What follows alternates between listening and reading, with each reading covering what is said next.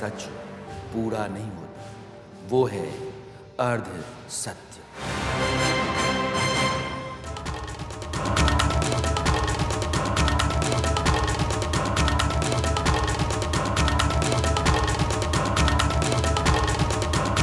नमस्कार, मैं Rana Yashwant India news पर आपका स्वागत करता हूं और आप देख रहे हैं अर्ध सत्य। देश की पूर्व प्रधानमंत्री इंदिरा गांधी 1971 में अमेरिका गई।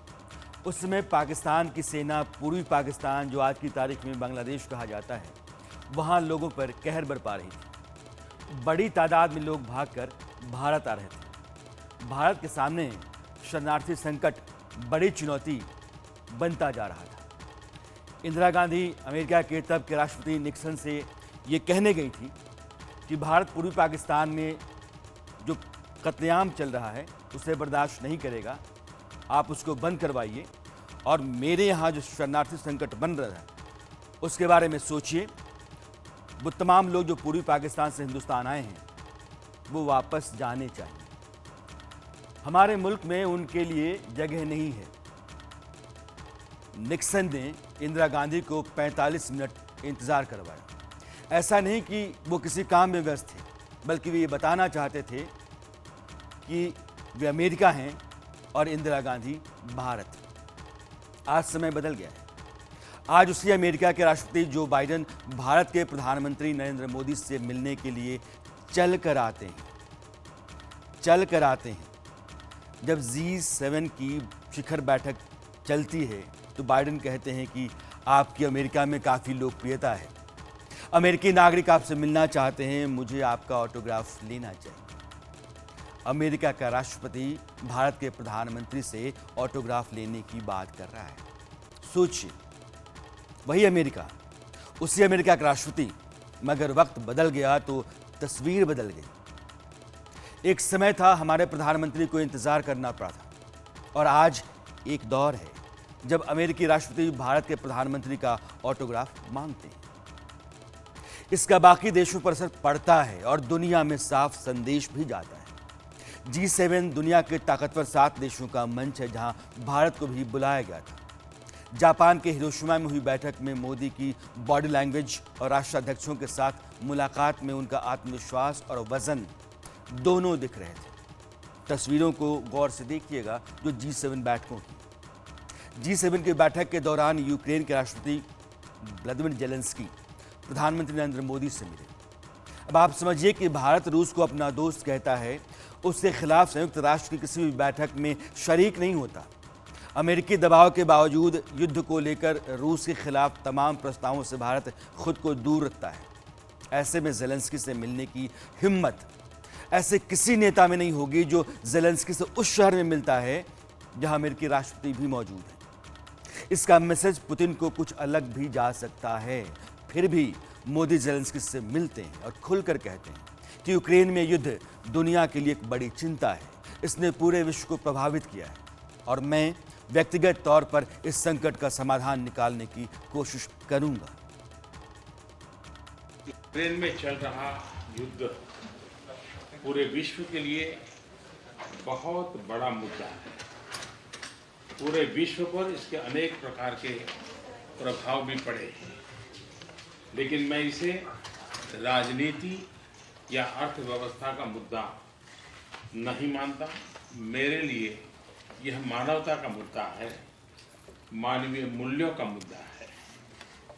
युद्ध की पीड़ा क्या होती है ये आप हम सबसे ज़्यादा जानते हैं।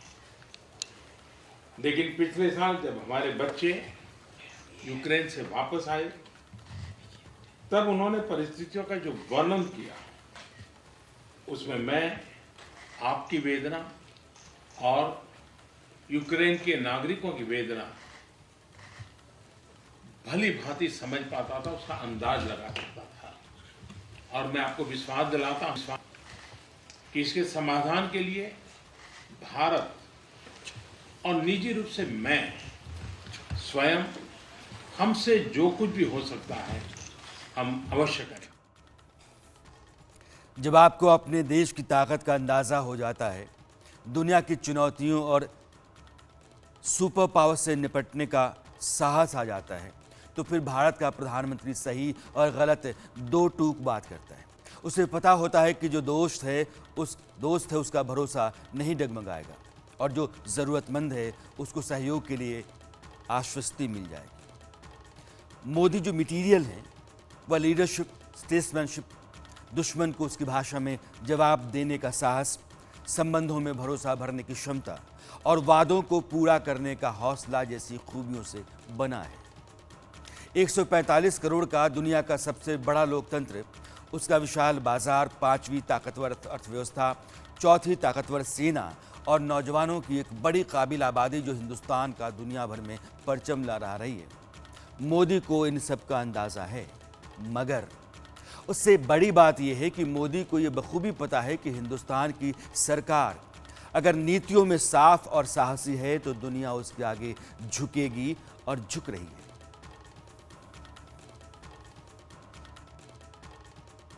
सिर्फ 125 करोड़ का देश है, बहुत बड़ा मार्केट है, इसलिए नहीं। भारत ने अपनी नीतियों के द्वारा, संतुलित व्यवहार के द्वारा तनावपूर्ण विश्व में तुम भी भले, हम भी भले, तुम भी अच्छे, हम भी अच्छे, चलो यार बैठ ले, एक तस्वीर निकाल दें, इस प्रकार की रणनीति छोड़ दी है। जो सच है वो डंके की चोट पर बोलना, जो सच है हिम्मत के साथ उसके साथ चलना, ये सामर्थ्य हिंदुस्तान ने दिखाया है। आप कल्पना कर सकते हैं आजादी के 70 साल तक हिंदुस्तान का प्रधानमंत्री इजराइल न जाए, कौन सा दबाव था? हिंदुस्तान में दम होना चाहिए कि हिंदुस्तान डंके की चोट पर कहे कि जब मुझे इजराइल जाना है मैं सीधा इजराइल जाऊंगा और जिस दिन मुझे पैलेस्टाइन जाना होगा उस दिन हिम्मत के साथ मैं पैलेस्टाइन जाऊंगा। यही फर्क है। हमारे देश के प्रधानमंत्री इजराइल इसलिए नहीं जा रहे थे कि उनका हिंदुस्तान में मुस्लिम वोट खराब हो जाए। फिलिस्तीन यहूदियों का देश है, बल्कि इजराइल जो मुस्लिम देश फिलिस्तीन पर बार बार हमला करके उसकी ज़मीन पर कब्जा कर अपनी ताकत का लोहा मनवाता रहता है। मोदी को लगता है कि हिंदुस्तान में यह साहस होना चाहिए कि फिलिस्तीन और इजराइल दोनों की यात्रा उसका प्रधानमंत्री करे और दुनिया को उसके संतुलन की नीति का अंदाज़ा हो। मैसेज साफ होना चाहिए, वो यही कह रहे थे। यही कारण है कि जब मोदी हिरोशिमा में G7 की और क्वाड की बैठक में प्रशांत महासागर के देश पापुआ न्यू गिनी गए वहाँ से, तो वहाँ के प्रधानमंत्री जेम्स मरापे उनके इतने असर में थे कि उन्होंने दो बातें प्रोटोकॉल के खिलाफ जाकर की। एक तो रात में मेहमान का स्वागत एयरपोर्ट पर जाकर किया, जो वहाँ नहीं है रिवाज में, और दूसरा मोदी का स्वागत करते समय उनके पांव छू करके उन्होंने उनका आशीर्वाद लिया। एक देश का प्रधानमंत्री मेहमान प्रधानमंत्री के पैर छुए, यह दुनिया में शायद पहले कभी नहीं हुआ होगा। मोदी मरापे की पीठ थपथपाकर उनको आशीर्वाद देते हैं और यह दिखता है, तस्वीरें दुनिया भर में जाती हैं, इसका असर होता है। पापुआ न्यू गिनी इंडोनेशिया के नज़दीक दक्षिण पश्चिम प्रशांत महासागर में एक स्वतंत्र राष्ट्र है जो द्वीपों का समूह है। यहाँ की राजधानी पोर्ट मोरेस्बी और यहाँ की आबादी 94 लाख। मोदी भारत के पहले प्रधानमंत्री हैं जो पापुआ न्यू गिनी गए। भारत से संबंध को लेकर 1 मिनट में पहले आपको ये बता दूं, फिर मोदी की ग्लोबल लीडरशिप पर हम लौटते हैं। भारत पापुआ न्यू गिनी में अपना उच्चायोग 1996 में खोला, यानी कि 27 साल पहले, और 10 साल बाद, यानी कि जब हमने अपना उच्चायोग खोला उसके 10 साल बाद 2006 में पापुआ न्यू गिनी ने भारत में अपना उच्चायोग शुरू किया। 2016 में प्रणब मुखर्जी पापुआ न्यू गिनी का दौरा करने वाले पहले भारतीय राष्ट्रपति थे। भारत अपने यहाँ से टेक्सटाइल, मशीनरी, खाद्य पदार्थ, दवाएं, सर्जिकल आइटम्स, साबुन, वॉशिंग पाउडर, इस तरह के ज़रूरी सामान निर्यात करता है। और कॉफ़ी, टिम्बर, समुद्री जो प्रोडक्ट्स होते हैं वो कोकोआ, सोना, कांसा वगैरह वगैरह पापुआ न्यू गिनी से हम आयात करते हैं। वैसे समय समय पर भारत उसे मानवीय सहायता भी देता रहा है। मसलन जब दुनिया भर में कोरोना का कहर चरम पर था और टीका बनाने वाले बड़े देश इसके निर्यात पर रोक लगा रहे थे, तब भारत ने पापुआ न्यू गिनी को कोरोना वैक्सीन की 1,31,000 खुराक भेजी। ये हिंदुस्तान का कंट्रीब्यूशन है। दुनिया में वो कमज़ोर देश, विकासशील देश जिनको कोई नहीं पूछता है, उनकी खैरियत हिंदुस्तान लेता है, उनके साथ हिंदुस्तान खड़ा होता है। इसका असर क्या है मैं आपको बताऊंगा। अब सवाल यह है कि भारत पापुआ न्यू गिनी को इतना महत्व क्यों दे रहा है? तो इसका बड़ा कारण है। पापुआ न्यू गिनी की जो जियोग्राफिकल पोजीशनिंग है वो ये है कि प्रशांत महासागर में इंडोनेशिया के नीचे और ऑस्ट्रेलिया के नज़दीक, अगर आप नक्शे पर कभी जाके देखेंगे तो इंडोनेशिया के ठीक नीचे ऑस्ट्रेलिया के पास में द्वीपों का एक समूह है और इस पर चीन की चालबाज नज़र रहती है। मैं आपको ये दिखाता हूँ, मैप देखिए आप। ये इंडोनेशिया है, पापुआ न्यू गिनी और नीचे ऑस्ट्रेलिया। ये प्रशांत महासागर है, आप इसको दक्षिणी पश्चिमी प्रशांत महासागर कह सकते हैं। और इस इलाके में द्वीपों का जाल है, उसमें कई द्वीपों का समूह है, वो पापुआ न्यू गिनी है। और इन द्वीपों पर चीन की नज़र रहती है। वो चाहता है कि या तो इन पर कब्जा कर लें या फिर इनको अपने प्रभाव में रखें, हम जो चाहें वो करें। अगर इतनी दूर, हिंदुस्तान से इतनी दूर भारत का प्रधानमंत्री जाकर के पापुआ न्यू गिनी में वहाँ बैठक करता है और आसपास के देश भी आते हैं, क्यों आते हैं? क्योंकि हिंद प्रशांत महासागर के इलाके में जो ये द्वीप समूह देश हैं, इनको चीन के कब्जे से बाहर रखना है और उस इलाके में हिंदुस्तान को अपनी ताकत और अपना असर प्रभाव दोनों रखना है। मसला इतना ही नहीं है। अगर चीन पापुआ न्यू गिनी में मजबूत हो जाता है तो वो ऑस्ट्रेलिया को भी आसानी से घेर सकता है। ऑस्ट्रेलिया क्वाड ग्रुप का हिस्सा है जिसकी बैठक के लिए प्रधानमंत्री सिडनी में है। ऐसे में अगर चीन ऑस्ट्रेलिया पर भारी पड़ जाता है तो ये सभी क्वाड देशों यानी कि भारत, अमेरिका, ऑस्ट्रेलिया और जापान उनके हित के खिलाफ होगा। इसलिए भारत पापुआ न्यू गिनी को अपने भरोसेमंद दोस्त के तौर पर खड़ा करने और बनाए रखने की कोशिश में है। इतना ही नहीं है, आस पड़ोस के आइलैंड कंट्रीज के साथ भी भारत अपना गठबंधन मजबूत कर रहा है। प्रधानमंत्री Narendra Modi Papua New Guinea में forum for India Pacific island cooperation यानी कि FIPIC की बैठक हुई और उसमें शामिल हुई। इस दौरान रिपब्लिक ऑफ पलाऊ और फिजी ने उन्हें अपने देश का सर्वोच्च अवार्ड, नागरिक सम्मान जिसे हम कहते हैं, दिया। इस पर मैं आगे बात करूंगा आपसे। मगर आप भारत की कोशिशों का असर देखिए कि प्रधानमंत्री मोदी के साथ बैठक में PM जेम्स मरापे ने कहा कि भारत ग्लोबल साउथ यानी कि विकासशील और गरीब देशों का लीडर है। हम सभी विकसित देशों के पावर प्ले के शिकार हैं। Appreciate your presence with us at FIBIC. You are the voice that can offer our issues at the highest as advanced economies discuss on matters relating to economy, commerce, trade, and geopolitics. For us, we want this moment of the FIBIC platform for India to be the strong voice and advocate of the challenges we go through. आप हमारे leader हैं, आप ही हमारी आवाज़ हैं, Papua New Guinea के प्रधानमंत्री। अब आप देखिए कि दुनिया के तमाम गरीब और विकासशील देश भारत को अपने लीडर के तौर पर देख रहे हैं। यह एक नया खेमा है दुनिया का जिसका अगुवा हिंदुस्तान बन रहा है। जो ग्लोबल पोजीशनिंग है, जो पोलराइजेशन है या टुकड़ों में दुनिया है, उसमें हिंदुस्तान भी एक ताकत के तौर पर उभर रहा है और उसके आसपास विकासशील और गरीब देशों का एक जमघट खड़ा हो रहा है। ये अलग पोल हिंदुस्तान तैयार कर रहा है। इसलिए मैं आज अरसत लेकर के आया हूँ ताकि इसको समझें आप। वो सिर्फ जापान, पापुआ न्यू गिनी और ऑस्ट्रेलिया के प्रधानमंत्री की यात्रा नहीं है। इस यात्रा के बहुत कूटनीतिक और राजनीतिक मायने हैं। भारत अपने प्रभाव के लिए रणनीतिक तौर पर जो देश चुस्त दुरुस्त नहीं होगा आज की तारीख में, वो अपने घर में कैद होकर के रह जाएगा, यह समझता है।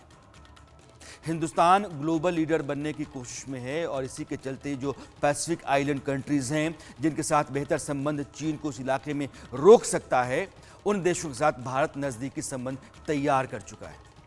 इसके तहत भारत उन देशों को खड़ा करने में मदद भी दे रहा है।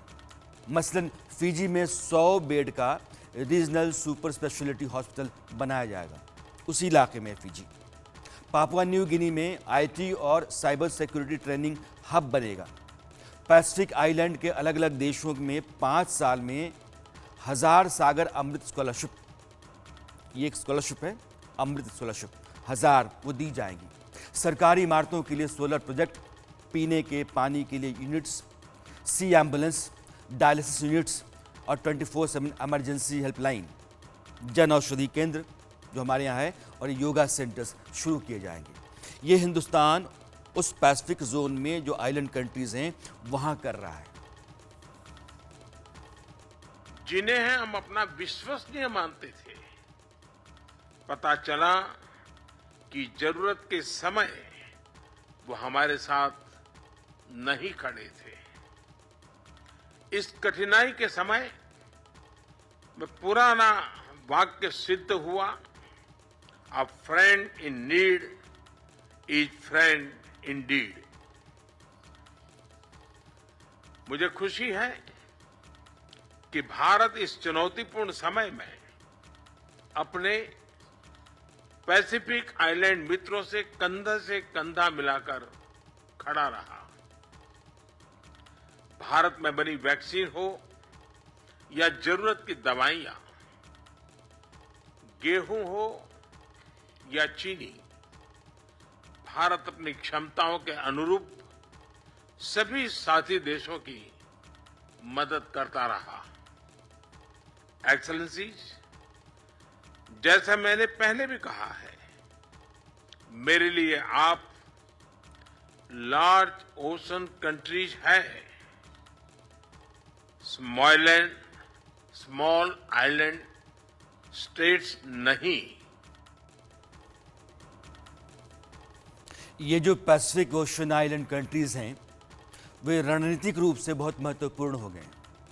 किसी भी देश की समुद्री ताकत के लिए इनकी भूमिका को आप नकार नहीं सकते। आपका नज़रिया बहुत दुरुस्त होना चाहिए। आज की तारीख में दुनिया की ज़रूरतें हैं और सैन्य ताकत बढ़ाने के लिए आपकी आवश्यकताएं हैं। अब आप देखिए कि पापुआ न्यू गिनी के पास ही सोलोमन आइलैंड है।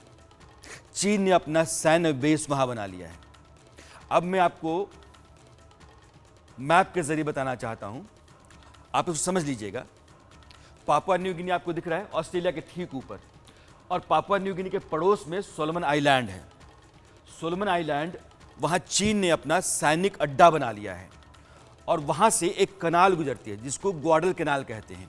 ग्वाडल कैनाल सोलोमन आइलैंड से होकर के ऑस्ट्रेलिया होते हुए और न्यूजीलैंड तक आती है, यानी कि समुद्र का वो रास्ता जो इन देशों तक जाता है। इसके चलते अमेरिका और ब्रिटेन को यह ऐलान करना पड़ा, क्योंकि ऑस्ट्रेलिया और न्यूजीलैंड इन दोनों देशों को जो चाइनीज आर्मी है या नेवी है उससे खतरा है। तो उस खतरे को देखते हुए अमेरिका और इंग्लैंड को ऐलान करना पड़ा कि वो ऑस्ट्रेलिया को न्यूक्लियर सबमरीन देंगे। आप समझिए कि कितना महत्वपूर्ण इलाका है ये।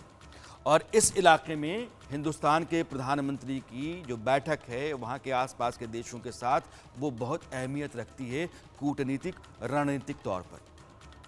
यहाँ भारत की धाक और धमक रहेगी तो हर मुश्किल वक्त में भारत की अहमियत महसूस की जाएगी। मोदी इसको समझ रहे हैं। प्रधानमंत्री जापान से ऑस्ट्रेलिया गए। वैसे तो वहाँ क्वाड की बैठक होनी थी, मगर अमेरिकी राष्ट्रपति अपने देश में कुछ समस्याओं के चलते वहाँ नहीं जा पाए, तो जापान में ही क्वाड देशों की बैठक हो गई। मगर पीएम ने अपना शेड्यूल चेंज नहीं किया। उनका वहाँ भी ज़बरदस्त स्वागत हुआ। वहाँ ऑस्ट्रेलियाई प्रधानमंत्री एंथनी अल्बनीज़ ने नरेंद्र मोदी की मुलाकात से पहले ये जो बातें कही उनको मैं आपको बताता हूँ। लेकिन एक बात पहले बताना ज़रूरी है, वो ये कि 2016 में ऑस्ट्रेलिया का जो स्टैटिस्टिक्स ब्यूरो है उसने वहाँ की आबादी की रिपोर्ट छापी। उसमें 6,20,000 लोग भारतीय मूल के थे, ये उन लोगों ने बताया।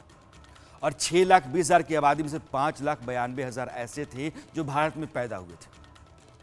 और जो 6,20,000 की आबादी है वो ऑस्ट्रेलिया की कुल आबादी का 2.8% हिस्सा है।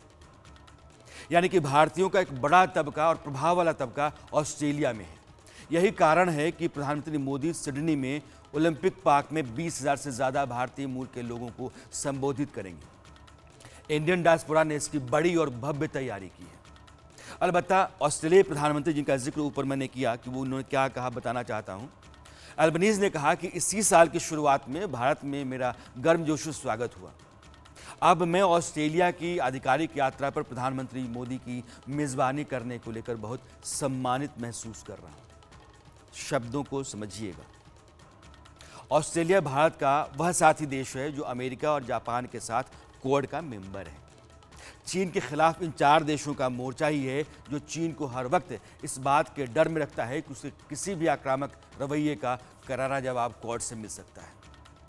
मोदी ने क्वाड को लेकर भारत के विजन को रखा और वह सहयोग और तरक्की का है, लेकिन आप यह मान लीजिए कि वो एक सैनिक मोर्चा भी है।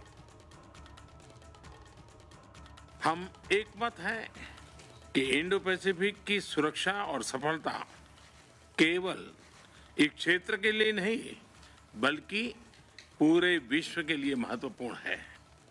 रचनात्मक एजेंडा के साथ साझा लोकतांत्रिक मूल्यों के आधार पर हम आगे बढ़ रहे हैं।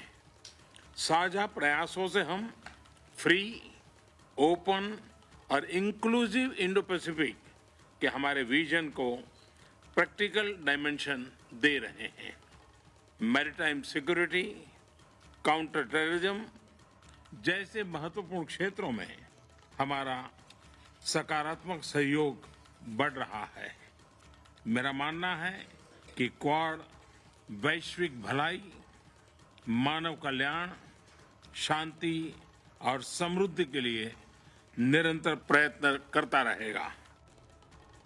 इसमें कोई शक नहीं है कि नरेंद्र मोदी ने जब से भारत की कमान संभाली है, उन्होंने दुनिया में भारत की हनक और हुंकार के साथ साथ उसकी साख और सहयोग को महसूस करवाया है।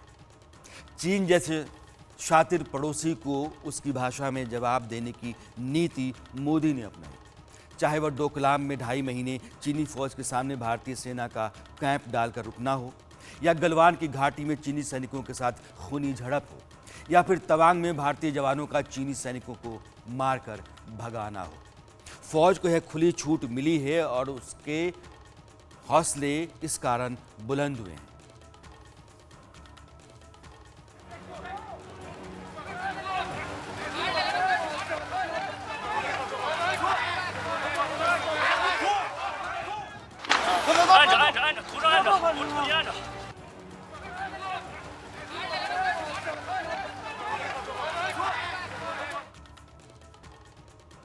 ये तवांग की तस्वीर थी अरुणाचल प्रदेश में, जहां से भारतीय फौजियों ने चीनी जवानों को मार करके भगाया था। अब आप ये समझिए कि हिंदुस्तान की साख ही है कि यूक्रेन युद्ध से 20,000 भारतीयों को सरकार निकाल ले आई, और इसके लिए रूस और यूक्रेन यानी कि जो युद्धरत 2 देश थे, उन दोनों ने अपनी जंग रोक दी। सैनिकों ने हथियार रख दिए और कहा गया कि फिलहाल जब तक हिंदुस्तान के लोग निकल नहीं जाते हैं युद्ध नहीं होगा, और नहीं हुआ, और 20,000 हिंदुस्तानी बाहर आ गए और उस आड़ में दूसरे देशों के लोग भी निकल आए। जो हिंदुस्तान का तिरंगा लहराता हुआ गाड़ियां चल रही थीं, उन गाड़ियों के काफिले में कई देशों के लोग आ गए। इसको साख कहते हैं। अभी सूडान से नौसेना और वायुसेना के जरिए ऑपरेशन कावेरी चलाकर 3800 से अधिक भारतीयों को निकाला गया। प्रधानमंत्री नरेंद्र मोदी की इस पर पूरी नज़र बनी हुई थी, और भारतीयों को निकालने में सऊदी अरब के साथ साथ चाड, मिस्र, फ्रांस, दक्षिण सूडान, संयुक्त अरब अमीरात, ब्रिटेन, अमेरिका, संयुक्त राष्ट्र, इन सबों ने सहयोग किया। हिंदुस्तान के लोग फंसे हुए हैं, उनको बाहर निकालने के लिए हिंदुस्तान की सरकार मदद मांग रही है। सरकार को मदद देनी चाहिए, हिंदुस्तानियों को बाहर निकालना चाहिए, और निकाला गया, मदद मिली। आपको शायद याद हो, आज से जब 8 साल पहले यमन में हालात बिगड़े थे और वहाँ भारत के साथ दुनिया के कई देशों के नागरिक फंस गए थे, तो भारत न सिर्फ अपने नागरिकों को वहाँ से सुरक्षित निकाला, बल्कि दूसरे देशों के लोगों को भी बचाया। एक समय था जब ह्यूमैनिटेरियन ग्राउंड पर चर्चा होती थी तो ज्यादातर पश्चिम के देशों की चर्चा होती थी, भारत की कोई चर्चा नहीं करता था। लेकिन जब यमन में 5,000 6,000 लोग फंसे थे, उनको बाहर निकाला तो दुनिया के कई देशों ने भारत को रिक्वेस्ट की थी कि आप अपने नागरिकों को निकालते हैं, हमारे लोगों को भी यमन से निकालिए, और दुनिया के 2,000 नागरिकों को बाहर निकाल करके हमने उनके यहाँ पहुंचाने का काम किया।